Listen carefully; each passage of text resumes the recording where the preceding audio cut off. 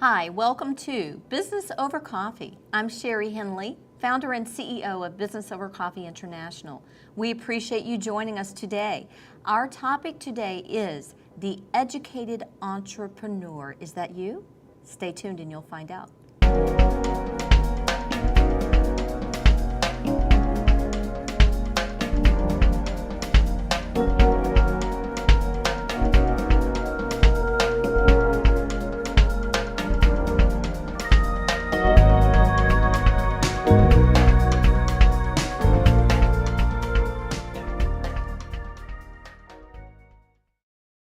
Welcome back. I'm Shelley Bauer, co-host of BOCI TV with Sherry Henley, and today for the Educated Entrepreneur, we have a wonderful first guest, Alandis Dobbins with M.O.R.E, the Mayor's Office of the City of Memphis.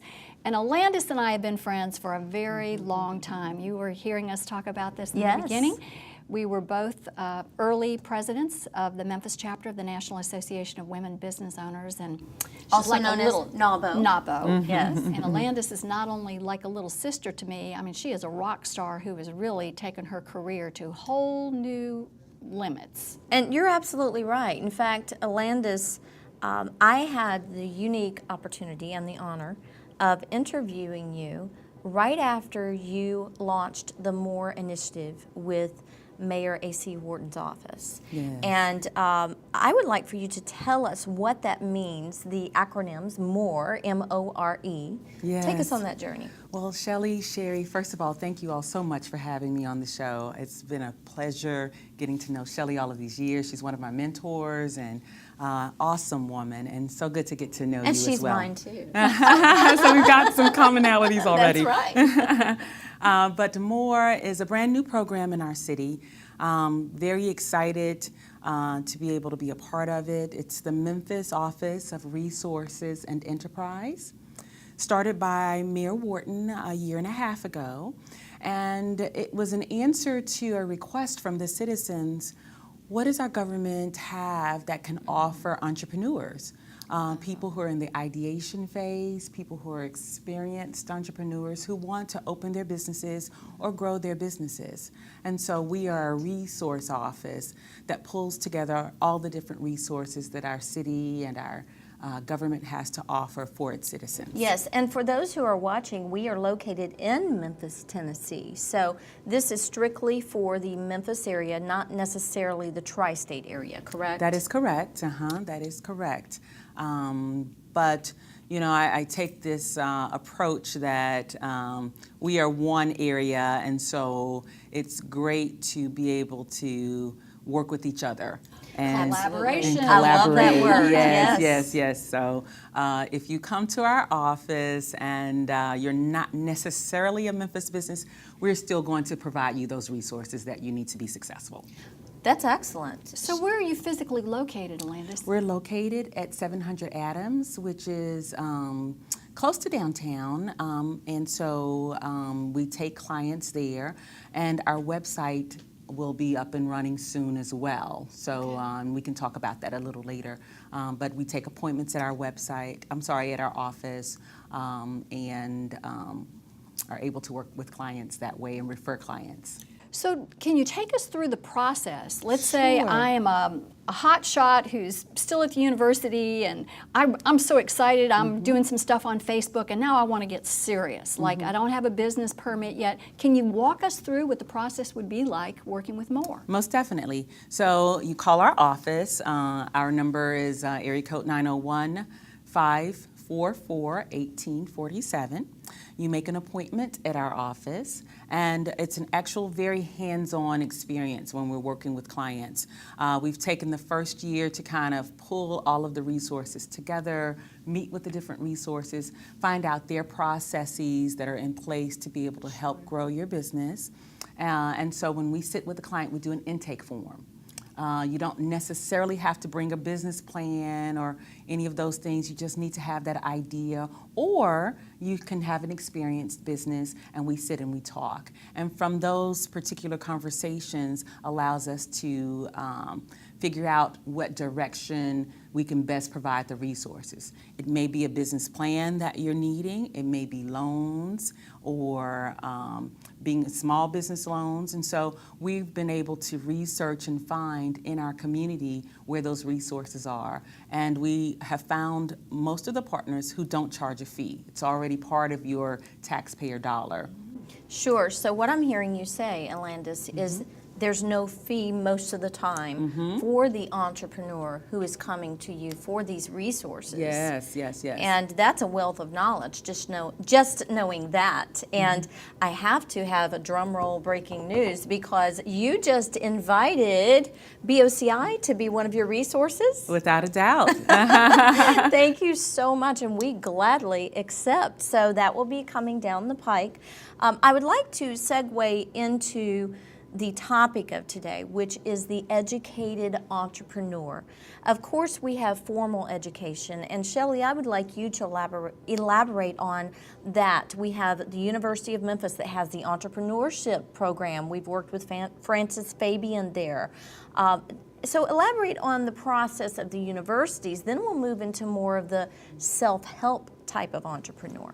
Well, the processes depend whether it's the University of Memphis or CBU or Rhodes or even community college, Southwest Tennessee Community College. One of the more popular things these days for the younger upcoming generation is do 2 years at community school and then transfer. But it depends, you know, school to school. I'm most intimately familiar with the University of Memphis Fogelman College of Business and Economics. I've been involved with the MILE mentoring program there since its founding about 6 years ago, and I served on the advisory council for the deans for about 10 years after my presidency in SME and NABO. So that's probably, you know, the best thing to do is go to the websites, and for people who are watching today to be able to investigate what's available.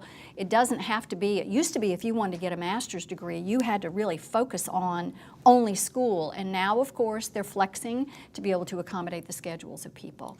Right, so what happens to the person that goes to college for a short period of time or maybe doesn't go to college? Maybe there's a life issue that comes up and it keeps them from pursuing that at that time.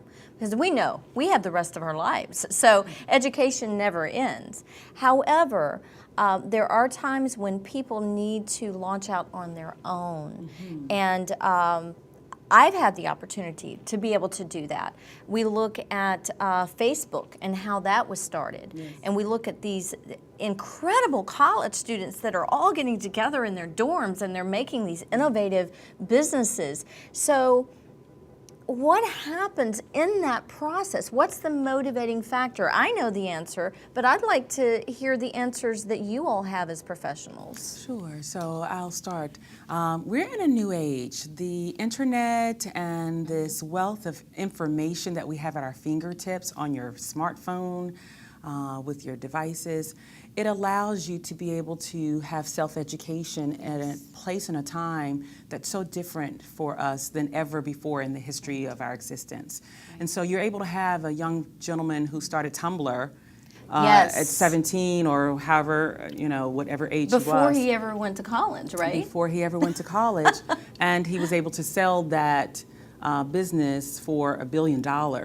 And that just happened. It just happened in the last couple of weeks, and so a couple of days. So we're at a new day and time in our society where you don't have those limits necessarily on you anymore. Whether you've finished college or want to go back and get a degree, you can do it on that internet in your evening hours and have a full-time job and do so, preparing yourself to be able to be a business owner. Regardless of your age. Doesn't matter. I have a very dear friend of mine that's my mother's best friend. She's my mother's age, and she's now going back to school online. And the encouragement, particularly coming out of the economic sector we've just been in, and you've got a lot of people who've been able to create new jobs, it's very encouraging, and we want Memphis to be more innovative, and we want Memphians to explore their dreams and their passions and be able to have support for their dreams and passions to open their businesses. And so that's why this resource office was created. And we take businesses that are seasoned or businesses that are new, and we help them to be able to grow from where they are. One of the things that I'd like to add to the conversation is, even if someone is not reading the commercial appeal every day, the resources that are available every single week, James Dowd is doing, here's what's available for the entrepreneur, and many of them are free. Also, getting back to organizations like the National Association of Women Business Owners, the Sales and Marketing Society of Memphis, Talk Shop on Which a is the weekly- SAM that you just mentioned a moment ago. SME, yeah, it used to be Sales and Marketing Exactly. Executives of Memphis, Okay. and now it's the Sales and Yes. Marketing Society. And they have great programs. We have Talk Shop, we have BNI, we have networking in Memphis, and these are all incredible resources. And so you bring all of that together. In fact, behind us says bringing everyone together. That's our mission at Business Over Coffee International. So it's fabulous to be able to link with sources like you, Alandis, with the M.O.R.E initiative. And one of the things I wanted to touch on as we wrap up on this segment is the initiative you have to work with women and minority business owners. Yes, yes.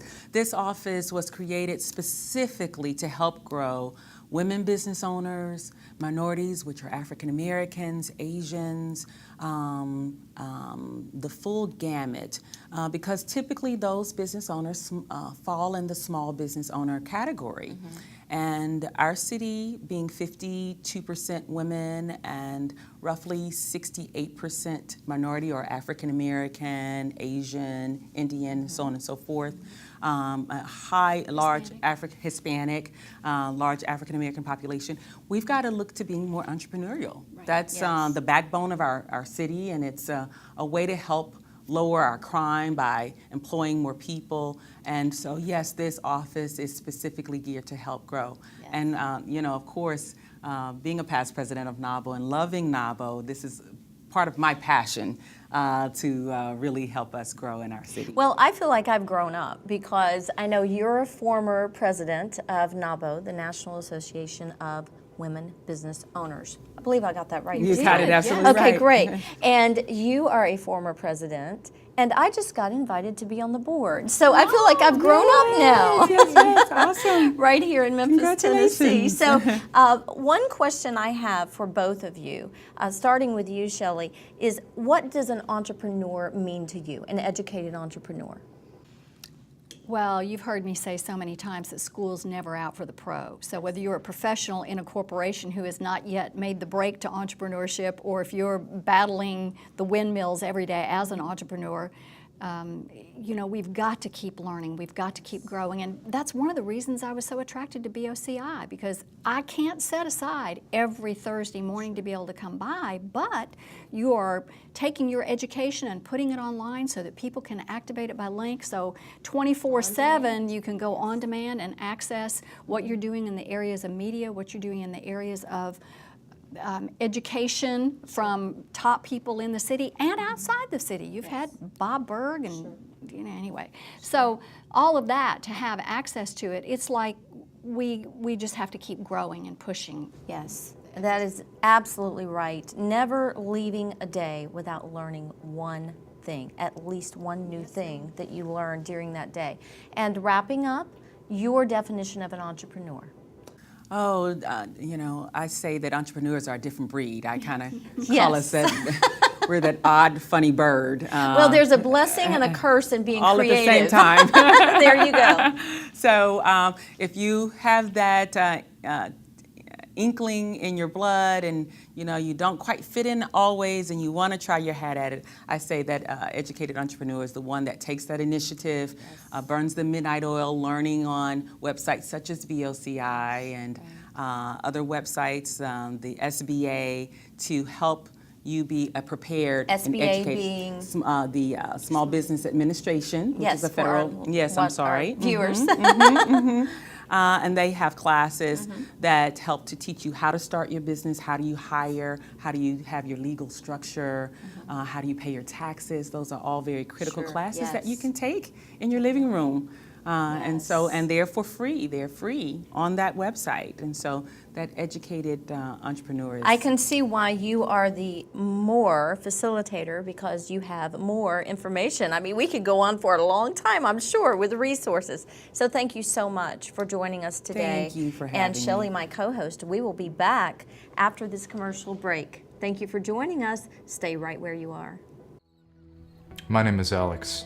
I wanted to be an actor, but then I got involved in the wrong crowd, the wrong people, made bad choices.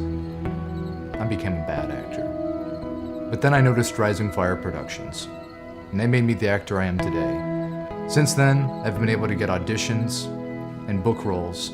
Thank you, Rising Fire. If you see the signs of bad acting in yourself or someone you love, please don't wait until it is too late. Call Rising Fire for help today. Welcome back to Business Over Coffee. We are here with our co-host, Shelley Bauer, along with communications expert, Terry Murphy. Welcome to Business Over Coffee. Well, thank you very much for having me. Great to be among such great ladies. Well, thank you. And we feel the same. And our topic is still the educated entrepreneur. And Shelley, you have a nickname for Terry. Oh, I call her the serial entrepreneur. This is a woman who reinvents herself. I don't know how many. I haven't known her all her life. Like Madonna, but not nearly as much money involved in the process. But yeah, well, I'll tell you something about entrepreneurial. My father early, we had all those kids, and he was a corporate guy. And whenever there was a corporate shift, of course, you always have that loss. Well, he lost his job with 9 kids. So I had no faith in the corporate level thing. And so I have been almost an entrepreneur my entire life. And about reinvention, it's always about reading the market, and it's always about serving the need. So when you serve from the heart, from the need, then you can be successful, but you always... Supply and demand. It is supply and demand, but the market changes all the time. And we have 4 generations working side by side in the market today, which means the marketing message, the connection, the core values and preferences are completely different for each group. Sure. So as an entrepreneur, if you're really connected to your market, you're listening. And we've never had better tools to listen than we do today. That is absolutely right, because you can get on the internet and you can be around the world within 60 seconds. We call it being global but hyper-local. And you need to write that down in your head somewhere. Hyper-local means that even though you have a global presence, you have a global digital footprint, so to speak, you still are only going to be able to sell to someone who is so vertical, which is so hyper-local, that they want you and or your product. And so what I like to say for entrepreneurs is, people say, well, there's so much going on the internet, and I do this and I do that. They act like it's buying exercise equipment. We have a bike, and then we have the elliptical, and then we have the treadmill, and as if sleeping in the same room is going to get them in shape. There has to be a plan, and the plan is around a formula, and the formula is pretty simple. We used to think it was content. Remember, the algorithms and search engine was about content. So if you were selling cupcakes, there was lots of information about cupcakes. It had to change, because the Yellow Pages has a lot of content. But you don't need it, and most of the people under 30 don't even know what they are. That is a great story. My husband pulled one out the other day, and I said, wow. I haven't seen Yellow Pages in forever. Yeah, they only use them now in rehab because they use them as steps. But clearly, if you have a context for wanting something, then you would go to a place for resource. Then from there, it becomes relevant. How relevant is it? So as an example, if you were hungry, and it was a Saturday and you didn't want to cook, you'd say, well, how about a pizza, right? And so you would find the context of a pizza somewhere, whether you used a Yellow Pages or not. I use Yellow Pages because there's a ton of content in there, but it's not relevant to you unless you need it. And then there's the voice. Do you want a local guy? Are you going to do Domino's? Are you going to do Caesars? That's the voice. And then you get the engagement, which is either the buy or the community. So for an entrepreneur, if you're trying to connect with your clients, customers, association members, or whatever, it's content versus context into relevance, has voice, then they buy. And that's it always goes in that direction. So we've been able to broadcast, and now we're into narrowcasting that message so that it's only people who want the neighborhood pizza. Sure. You target through, would that be done through meta tags? Meta tags are kind of was the earlier version. Now we're into Google Knowledge, because you could put a whole bunch of meta tags about pizza or cupcakes or whichever. Right. And then the search engines had to get smarter than we got to outsmart the people that were abusing the system. So now you're really more into really a full digital presence. And so think about a foot, okay, because that has toes. And so you have different channels to create that footprint. And the footprint has to be designed about who you are and what you do. What you do better than who you are, because today's Gen X and Gen Y, which is the largest buying percentage of our marketplace, it's irrelevant about experience until such time that they connect with you, and then they want to be sure. The experience is secondary to, do you have what I need? Is it at the right price? Do I have interest in, can I have it now? Right, right. So it really has you're looking at a different context, but meta tags don't work as well as, and believe it or not, you're not going to believe this, but it's about video. Oh, I do We believe do that. believe it. Yeah, Definitely. video, the experience, it's all about the experience. And Yes. we talk about the love that. experiential economy. It is about experience. And so Gen X and Gen Y particularly want to see behind that shroud. Who is the company? And one of my favorite companies is a company called 4imprint.com. And they sell premiums, cups, Oh, pens, those little things that you get. If you go to the site, and it has billions of pages because there's so many premiums there, the first thing you're going to notice is that there's this video right there, and it's the president. And he's in an open collar, and he says, hi, da-da-da, and you get to see who the president is right out of the box. so he connects, he humanizes. He gives business, you, he gives you correct? the credibility of who's behind the helm. And then the most searched page of all of the pages that are on that website, which it has to be 20,000 pages, is their charity. They have a charity page. And what it says is this is who they've served and who they've helped. And now you've got all the algorithms searching those charities as well as their page. Because we have that big of a website, think about how their positioning Social is. responsibility. So when I counsel entrepreneurs, as a consultant, I say to them, what do you want to be known as? And a lot of people go, blah, blah, blah, blah, no. Give me, I hate to say the elevator speech, but tell me what you do and who you do it for in a small period of time. And then I can decide if I want more of you. Right. Okay. And when you start thinking about the power of the channels, LinkedIn is the business to business. Most people think it's a referral thing. It's so much more than that. It's recruiting, it's positioning. You get into Facebook, business pages. You get into Twitter being a news feed. You get into the blog, and you think if you just post lots of blog, especially about making this particular product or this service, that you would get search engine optimization. You will get it from your video, because YouTube, according to Cisco and Mashable, is the 800-pound gorilla for education. The most searched words are how to. And so Now they're in conjunction with Google. Google owns them. Well, they own them. And when exactly. they bought them, they realized that they had volumes of stupid videos as well as good videos. And so they wanted to create think about a marketplace like a grocery store. So when you walk in, there's a meat department, and there's a fruit department and a bakery department. Essentially the same kind of platform for YouTube. So you've got you've got your channel, just like NBC or ABC, and then under that you've got your playlists. Right. So your playlist might be your testimonials. It might be you and the media. It might be your how-to and resource. Right. Your video zines. Tell me what you do and how you do it and who you do it for. And it's not about, hi, I've been in the banking business for 150 years, because to somebody who's a Gen X, that just means you're old. and it's more about, if you are concerned about the many da-da-da, then here's a short report, or these are the things we found for our company. And Shelley, would you take us into the educated entrepreneur that is just getting started and share the wealth of knowledge between you and Terry? Oh my goodness. Well, the person who's just getting started just feels like they got in front of a fire hydrant and the hoses blasted them away. To break it down to what Terry said, you've got to start with a plan. They've got to get clear about who they are, whom they serve, what the outcomes are. And just as you're going to do it for a big company, they need to do it for themselves. Terry would be the perfect person for them to talk to get some consulting. Yes. And Terry, how do they do that? Well, Terry at terrymurphy.com with an I. Otherwise, you get the guy with the mustache. We have the Women's Wisdom Network, in case you happen to be a female entrepreneur. And that's the Women's Wisdom Network.info at the moment. And that's here in Memphis, Tennessee. Right. Is that also international? Yes. We just we did a program in the Middle East. We do a program in Singapore. We don't care. Entrepreneurs are entrepreneurs. And Absolutely. I applaud people who take control. Yes.